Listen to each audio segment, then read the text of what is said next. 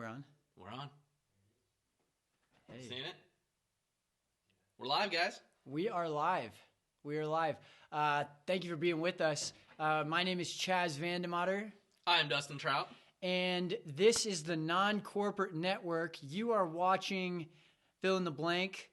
We just got so excited about the show that we didn't come up with a name yet. Yeah. But, you know, maybe you guys can come up with a name for us. Submit your name requests. I like fill in the blank now that I'm thinking about it. Yeah, Fill in the blank. I think we landed on it. Fill in the blank. Wow. Well, I'm excited to be here. Thank you guys for being here. This show is all about marketing strategy and talking through what's topical in the world of marketing and business. We're both athletes. I know I was a gymnast growing up, went to ASU, competed. You also, tell them about yourself. Yeah, played baseball through college and, athletics and So we've taken the hustle of what it takes to be an athlete and kind of injected it into our businesses. And, you know, we love sports, though, at the core. And, we love watching ESPN. And it's funny how you can watch the same 4 stories run on ESPN all day in 10 different formats. And so we said, why not kind of gamify the business content that's going out and create like an ESPN-esque type of show that really just showcases business and what's topical right now. So here we are. And we're stoked to be here. So the way that we're working on formatting this is that we've come up with the top 4 stories each day that we want to talk about. And we're going to throw a timer up for 5 minutes, and we'll just kind of discuss these stories. And obviously, we want you guys to submit ideas, or if you guys come across things, DM them to us, and we will kind of work on adding them to the agenda. But I kind of look at this as like a mashup between like First Take and PTI. But I'm stoked to be here and do this. And keep in mind, as we're going through these topics, we'd love to hear your feedback. I mean, just leave the comments and let's get a community just fighting back and forth on your thoughts and views. I'm ready to argue. Are you ready to argue? I'm ready. Okay, sweet. Well, without further adu, we're going to get into our first subject. What is it? Louis Vuitton, yeah. So Louis Vuitton, obviously we know the COVID stuff's going on. Louis Vuitton's opted to make gowns to help provide relief to hospital workers in France, and a lot of other brands are following suit, doing similar things, trying to be socially responsible.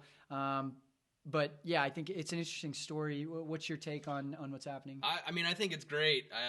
What we're going through right now, it's the world needs to come together, and they're kind of pivoting. Maybe not so much their business model. It's still in fashion. I'd say fashion per se, but they're filling a void that's going on right now, where maybe there's an industry or nurses, whatever it may be, that there's a huge need. Yeah. Well, I mean, the ethos is there, obviously, but, I look at this and I go, you got opportunistic brands, and then you got brands that are actually trying to be responsible. And, when I'm finding out about these things from a headline in Forbes, that kind of cheapens what they're doing, right? I mean, it's all about perceptual branding and trying to establish more ethos with your customers. And so I kind of see through some of this stuff. Like, it's one thing to be donating money and helping out, but it's another thing to put your entire PR staff behind your efforts to be socially responsible. So, I'm kind of fired up about it. Have you seen the other examples of brands that are doing similar things? I know I've seen a couple of examples as well. Yeah, I mean, one of the clients that we're helping out, State 48, they're doing something where instead of selling the mask, they've branded their own mask, but they're doing a value add where they're giving one with every purchase. And again, maybe not so much for the headlines, but finding a need in the market and kind of doing value add for it, which I think is huge. And from the feedback that they've gotten from their community, I mean, it's taken off. Right. Well, I mean, and I kind of look back at this and I think about like New Balance is making masks, and there's a couple of other cool examples, but like I'm wondering how much these are going to be worth, like hype beast style. Like, are these things going to start popping up on like eBay and StockX as like Louis Vuitton hospital gown? But like, I don't know. I think the brand ethos is there. It was interesting. I'm not a Patriots hater, but I thought it was interesting what the Patriots did. Again, they're getting a headline behind it. They spent $3 million on a couple of containers full of masks, and they actually paid $400,000 more for the masks than they paid for their 1,000-yard rushing running back last season. And so, like, when you look at that, it's like, okay, you guys are putting money where your mouth is. I wonder how much money or cost that is incurred by some of these efforts that brands like Louis Vuitton, you make a couple of gowns for PR for a day. Are they really doubling down on this strategy? I'm curious because I'm not sure that it almost seems more opportunistic and let's make some content around this than it does, hey, we're really kind of putting our money where our mouth is and helping out. Yeah, but like I said, there's a need, and that's all business is. There's a need, they're helping fill it, supply and demand, and so I think it's a good move. Yeah, I mean, I think it's cool with I saw a couple of breweries that were making or distilleries that were making hand sanitizer in like kegs and things. Mm-hmm. I think stuff like that's kind of cool. And obviously like donating it makes it that much cooler. I know they're donating these kegs to hospitals and things. So, I'm not necessarily 100% bashing them. I think that there's a good thought behind it, but at the end of the day for me, if the first time I'm hearing about it is coming from your mouth, it's like, I get that you guys are going to go out there and say, hey, we're doing a lot of service and helping a lot of people out.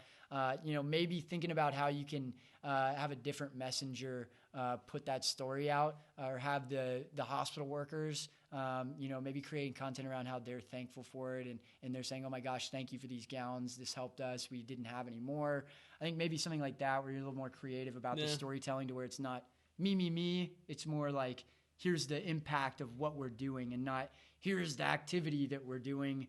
Look at us. We're so great. Yeah, and you bring up a good point. I mean, it's not so much that they're doing it. I think what you're looking at is how they're approaching it.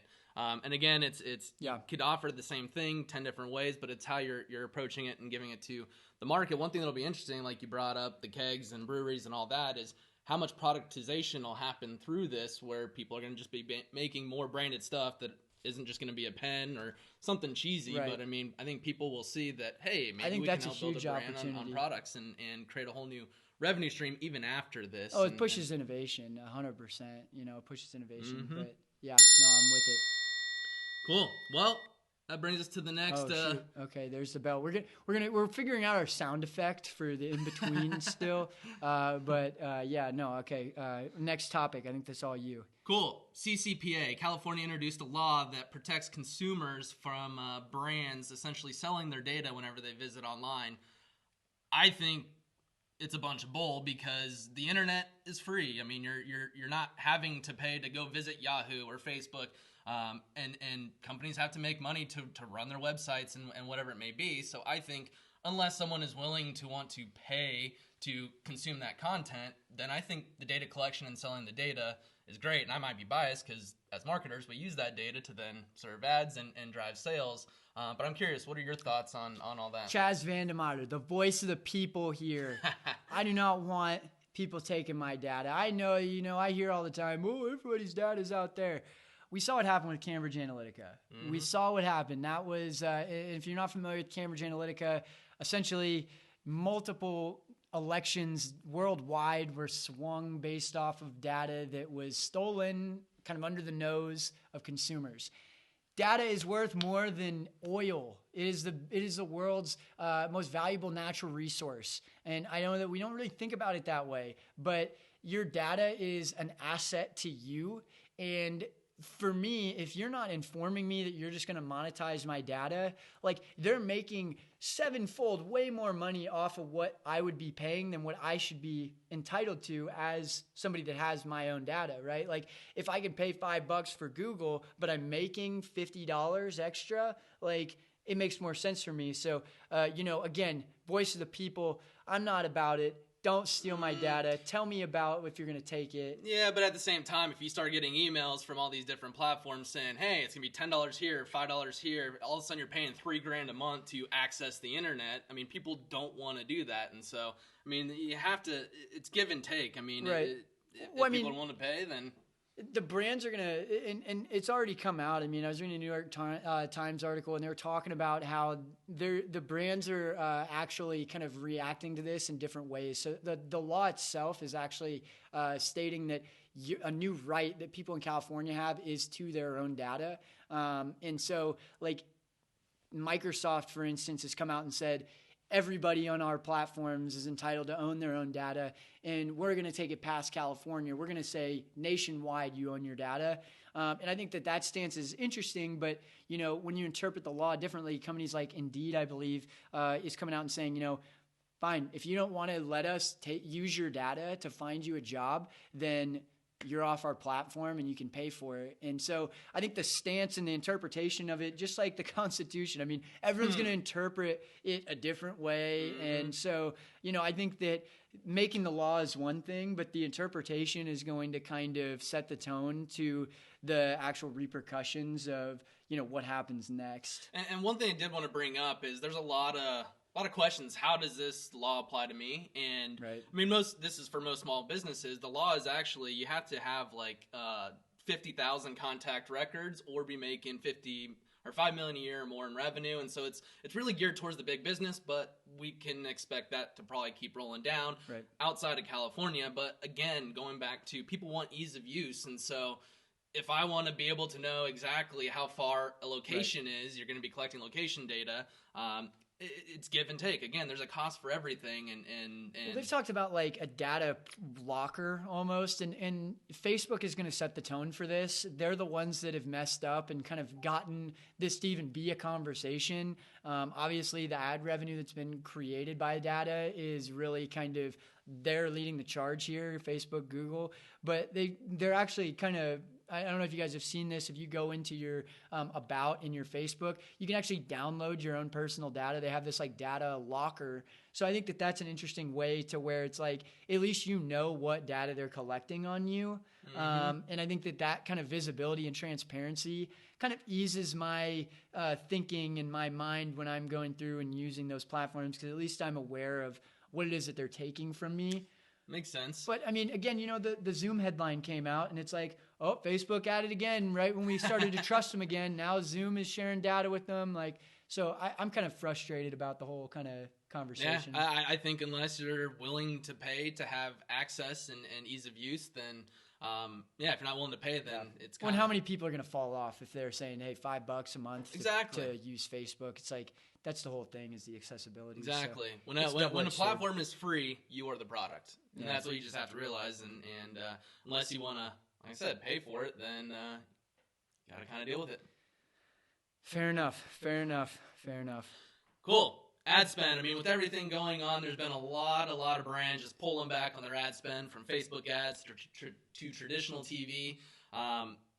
I personally think that now is the time to lean into it, because with people pulling back, I mean, all these ad platforms are auction based, and so the cost to reach people is going down. Plus, with so much negativity in headlines, it's easy to position your brand in a positive light. And so now is the time to just lean in, spend if you have the cash, and reach people. What are your thoughts?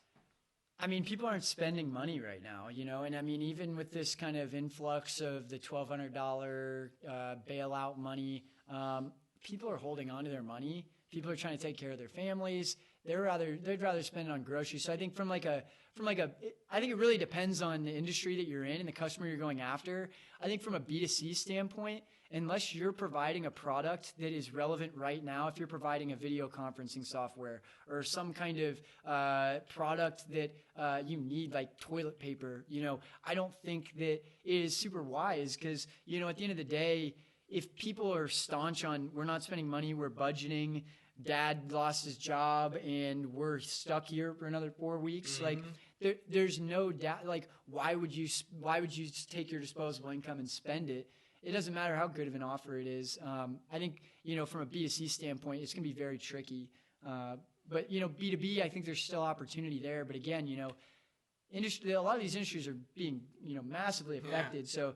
So justifying spending money, is especially on things that you don't need, I think it's a hard line to walk. And I think everything you're speaking to is all the ads speaking to buy, where now is the time where you can create a little bit of content and build a brand. And that's what people want, is to be either entertained or just know things are going to be good. So instead of coming out and offering products or services to consumers, build a brand, show people your story. And really, I mean, most brands, everyone knows the importance of storytelling. So now get your story out there and use the ad dollars to build your story. When things come back, again, if you're doing digital marketing correctly, you're going to build audiences around people that have watched the videos, have been to landing pages.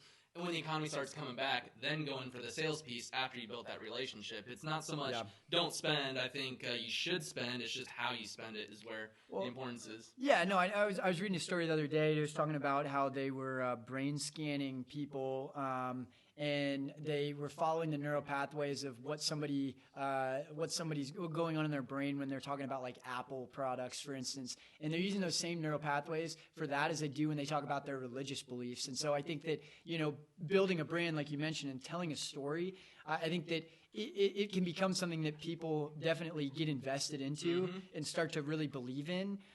So I agree with you there. I think, the CPMs are dropped, and maybe it's kind of like the Wild West back in like 2010 when you're advertising on Facebook, you're back to those rates. But yeah, I think telling a story and creating content, things that don't necessarily incur as many costs, I think are probably more strategic for a lot of these industries where you don't have to just call somebody to action right now. Like you can still be building brand ethos like you mentioned. So I think that that's a good point there. So, I mean, if people are pulling back, I mean, where should they be spending their time and energy? I think content production? I think content production. I think just engagement in general on a small scale. If you're a small business owner, then, using your time wisely. If you're just sitting there watching Netflix, like get on and talk to the people that follow you on social media. Talk to the people that are interacting with you or that are previous customers. Go and reach out to them, see how they're doing. I think those kind of activities can build a brand in terms of just showing that you care. If you're a bigger business, obviously, like there's a little bit more that you're going to be able to do in terms of cost incurring. But, in terms of advertising, I look at it as something where maybe retargeting is still valuable. If you get somebody to your website, then it's worth spending a little bit to keep staying in front of them. Yep. I mean, we know like Facebook's usage has gone up by like 38% over the last 4 weeks. So it's like eyeballs are there. Yep. And there's only so much you can do to control the eyeballs in terms of the content you're posting. So I get that advertising can be a strong arm, but again, I'm just not convinced that people are wanting to spend money. So calling people to action, I think, in this time, unless it's around a cause or around something that's free or that they can have access to that's going to help them, I think it's a sunken cost. Yeah. Well, I guess we agree to disagree. One last piece there is focus on your first-party data. If you have a CRM or a first-party audience, send emails and not sales emails, but if you have a database that's segmented well, you know how to communicate with them. And right now, that would be a good way to talk to your first-party data without the subject line being COVID-19. Yeah. I can get behind that. Our last story, Manscaped, changing the game. So from a perceptual branding perspective, as you guys have probably heard of Manscaped, they've created a word around their brand that has kind of called people to action and created a movement. And it's allowed them to reinvent a product in the form of an electric razor that's been around for 30, 40 years. But they raise the price on it, tell a good story, and all of a sudden now they're a billion-dollar-plus company off of a $10 razor. I mean, it costs them probably 30 cents to make these things. Yeah. So, I think it's phenomenal what they've done, and I wanted to showcase them today for sure. Yeah, I mean, anytime you can take your brand, and that is the norm of what you call it, similar to Bandaid and Kleenex, I mean, you're going to win. And it all comes down to how you're telling your story, how you're positioning yourself. And they did a good job at identifying who their audience is, narrowing down on that, and really reaching them on a personal basis. And their sales haven't really curbed with this whole kind of pandemic thing going on. I mean, I think that from my end, from a marketing perspective, the influencing that they've done, they really kind of took this approach of like, we're going to educate men that women don't like super hairy dude, and they're using these like Instagram models to come out and kind of create this whole kind of ethos around, ew, if you have body hair, like, but it's something that, it's conditioned people into actually adding that as a consideration throughout their day and thinking about their hygiene more. it's notoriously a girl thing to do. And I think they saw an opportunity to go, men aren't really taking control of their personal hygiene. And I think that the influencing that they've done with the social media stuff, I think is phenomenal. Well, going back to the girls that they've been using, I mean, they did a good job at identifying their audience and what really drives their decision making. I mean, it's yeah, right. Most dudes are going to be mindful of how that significant other, that female, is really thinking of them, and so leveraged that audience to really speak to who they're trying to sell to, rather than, hey, groom yourself, here's a razor type of thing. It's who's the person that's going to come in to impact them to make that decision, and they've done a great job at that. Well, and I think that the other cool thing, too, and when you're thinking about as a business, especially if you're selling a good or as opposed to a service, you have to be able to drive expansion off your existing customers. You have to get them to come back in some way. And if it's a razor, then you're only going to need one. You don't need to go and keep buying razors over and over again, like for an electric razor. But they've created like a line of products that is almost created like a SaaS business around in terms of the subscriptions that you can get for the different body butters and lotions and things. I mean, it's very reminiscent of like Dollar Shave Club and how it just popped off, But I think the virality of something like this, when you can get around a cause and really kind of knock the domino over in terms of like people's decision making and how they view things, and really create kind of a habit that you can drive expansion revenue off of existing customers for sure. Yeah, I mean, what caused them to kind of really take off? I think that, and we look at it from more the influencer marketing. Look at it from a virality standpoint, I think, and I think that having that catchy like Manscaped, people are familiar with that word, and it means a little bit different to every person. But kind of the way that Kleenex created, a word around their brand that is now universal, they've kind of done the same thing. But the virality, I think it was really that shock and awe factor in having kind of a more approachable brand voice in terms of the advertising they were creating. I think it did a good job of kind of making it accessible and drawing people in. It's kind of like Barstool-esque type of style. And I think that they're able to kind of borrow brand equity from these other businesses like Dollar Shave Club and Barstool that have been successful in kind of rallying men, if you will, on like social media.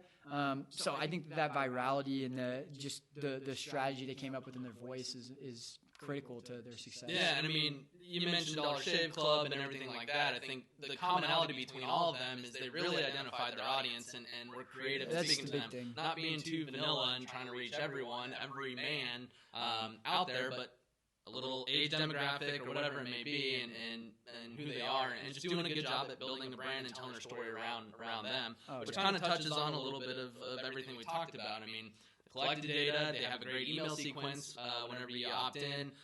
So they just do a good job at knowing who they are, who their audience is, and really telling a story that gets them to make that purchase. Yeah, no, I mean, they stay in front of them, and I can't advocate for them more. I think that what they've done is phenomenal. So I think we're on the same page on something. Boom, right on time. On time. Well, here we are. We figured it out. This is one of many. Thank you guys for being here. Are we calling this thing? We know it's a non-corporate network, NCN. So if you're watching this, welcome to the family, and send in your requests of other content. Anything you want to add to the people? No, I just appreciate you tuning in, and as this kind of grows and gets some legs, we'd love for some feedback. Send us content ideas, whatever headlines you're seeing, any questions that you have, and we'd love to fold some of those topics in and kind of just put a twist on business news. I mean, it's usually CNBC's boring. Boring. And we tried to get jobs there, but they're like, your hair's not white enough, and you're only half the age of anyone we would actually employ. So we and you wear a hat too much. Yeah, right. My hair's too long. I mean, the list goes on and on. But figure we might as well just do it ourselves. And so we want to have fun here. And so if you guys have ideas, send them in. But thank you for tuning in. Again, I'm Chaz Vandemotter. Dustin Trout. Thank you guys for being here. We'll talk to you later.